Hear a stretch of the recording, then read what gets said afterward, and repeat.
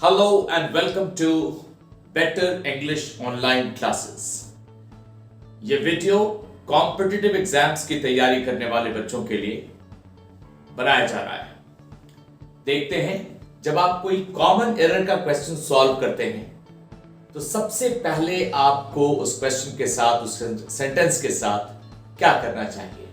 Approach 1। मेरा ये experience है और मैं पूरे कॉन्फिडेंस के साथ कह सकता हूं कि अगर आप ये करेंगे जो मैं बताने जा रहा हूं तो कॉमन एरर बनाने में आपको बहुत ज्यादा आसानी होने वाली है।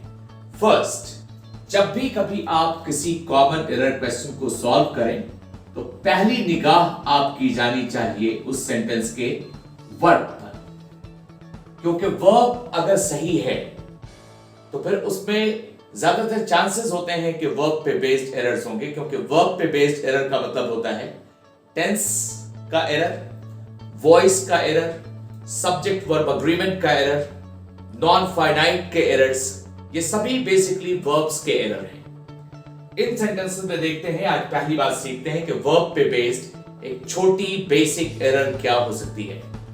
इस सेंटेंस में देखिए कि सेंटेंस है he did not came yesterday.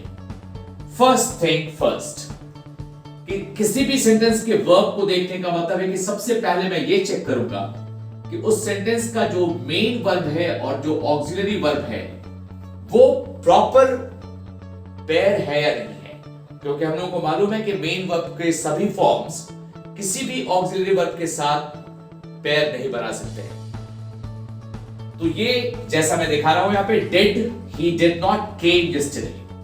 Came main verb का सेकंड फॉर्म है V2, कम का सेकंड फॉर्म। तो डिड नॉट केम, और हम लोगों को मालूम है कि कभी भी किसी सेंटेंस में, अगर मालूम नहीं है तो आप इसको नोट कर लीजिए कि जब भी कभी किसी सेंटेंस में ऑक्सिलरी वर्ब के तौर पे डू, डज या डिड आया हो तो उस सेंटेंस में मेन वर्ब सिर्फ और सिर्फ वर्ब का फर्स्ट फॉर्म होगा, और ऐसा नहीं है तो वही एरर है। ये सेंटेंस गलत है क्योंकि हम लोगों ने डिड के साथ केम, जो कि वर्ब का सेकंड फॉर्म है, वो यूज किया है।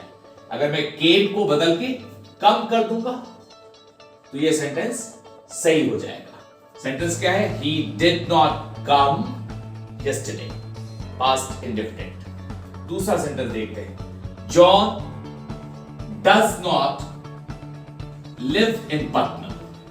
अब यहां पे does है, do, does और did के साथ मेन वर्ब का फर्स्ट फॉर्म does और मेन वर्ब का फर्स्ट फॉर्म है live।